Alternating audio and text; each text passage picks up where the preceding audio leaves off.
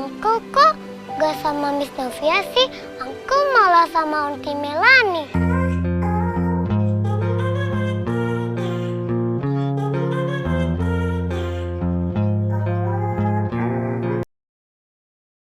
Gokil emang Brian, jadi makin terlovi-lovi kan sama Brian. Jadi penghalang Jeffrey sama Melanie itu bukan dari Jeffrey-nya sendiri. Walaupun Bu Astrid mau berusaha sekeras apapun buat menjodohkan mereka berdua, kalau Brian-nya nggak mau, pasti nggak akan bisa kan?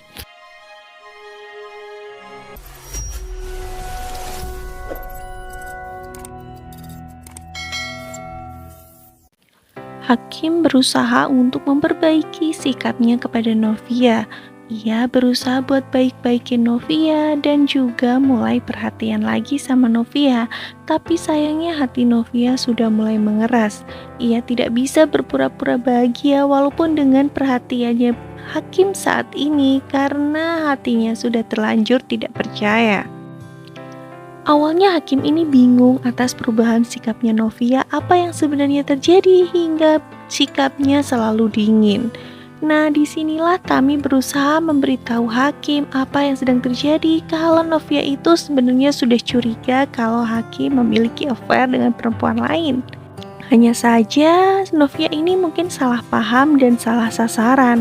Hakim berusaha menjelaskan kepada Tami kalau semuanya itu bukan pada Agnes tapi melainkan perhatiannya itu untuk dirinya, dan Tami minta Hakim untuk stop buat ikut campur dan juga peduli lagi sama dia karena ia tidak ingin menyakiti hatinya Novia. Permintaan Tami cuma satu dan sederhana. Ia ingin Hakim dan dirinya bekerja sama untuk membahagiakan Novia karena ia tidak mau sahabatnya tersebut hatinya hancur. Dan kali ini adalah waktu pertemuannya Tami dengan Jeffrey. Jadi waktu itu Tami tidak sengaja terkunci di kamar mandi dan Jeffrey lah yang menolongnya. Ya emang ya, Jeffrey ini guardian angelnya sebenarnya buat semua orang, gak cuman sama Novia aja. Tami aja dibantuin. Makin halu kan? Ada gak sih orang seperti Jeffrey ini di dunia nyata? Bikin meleleh banget kan?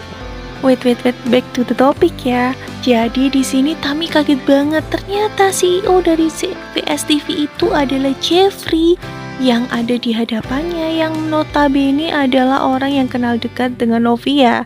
Jadi dia itu sudah salah orang kemarin menilai orang lain yang ternyata ia pikir CEO ternyata cuma tamu aja.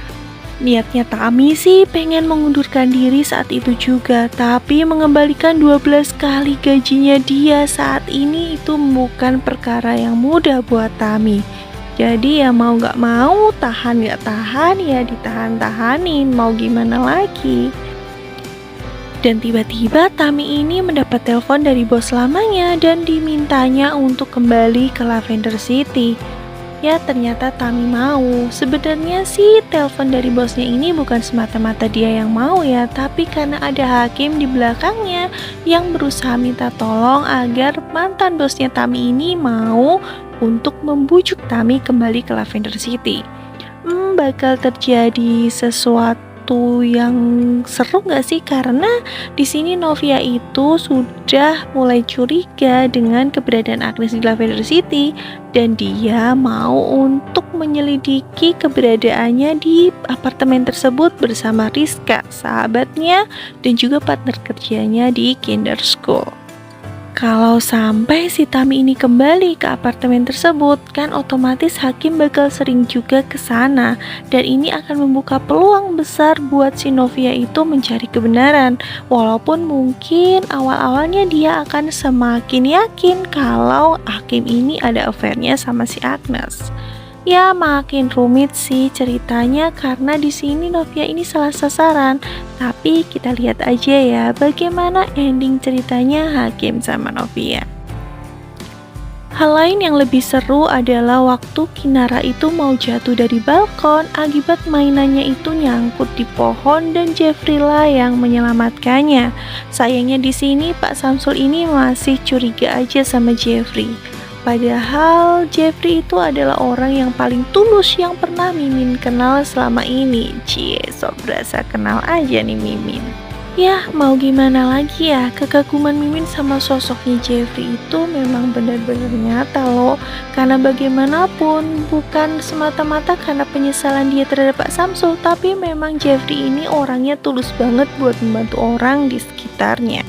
Mudah-mudahan aja sih ya Pak Samsul bisa melihat itu dan pada akhirnya tidak lagi menekan Jeffrey. Walaupun kalau di sini Pak Samsul ini juga dalam keadaan terjepit karena ia juga ditekan oleh Pak Arjun Wardana. Mudah-mudahan aja ya mereka berdua bisa akhirnya berdamai, dan juga ketika bilang sama Miss Novia juga nggak marah-marah banget. Yang namanya takdir mau gimana lagi. Toh mungkin banyak banget hikmah yang harusnya Miss Novia ambil. Kalau seandainya waktu itu ayahnya nggak meninggal, dia nggak akan diangkat anak oleh Bu Esti dan juga Pak Asraf, dan dia tidak akan pernah untuk mendapatkan Jeffrey sebagai guardian angelnya. Makin seru banget, bikin kita tuh makin pengen lihat lagi, pengen tahu kelanjutan ceritanya. Jadi buat kalian jangan sampai ketinggalan ya. Dan kalau kalian ketinggalan sih tenang aja, Rias TV bakal kembali ceritakan alur cerita dari Takdir Cinta Yang Kupilih. Jadi jangan sampai buat kalian gak nengokin Rias TV. Kita bakal kembali lagi dengan video-video lain lebih seru ya. Bye bye.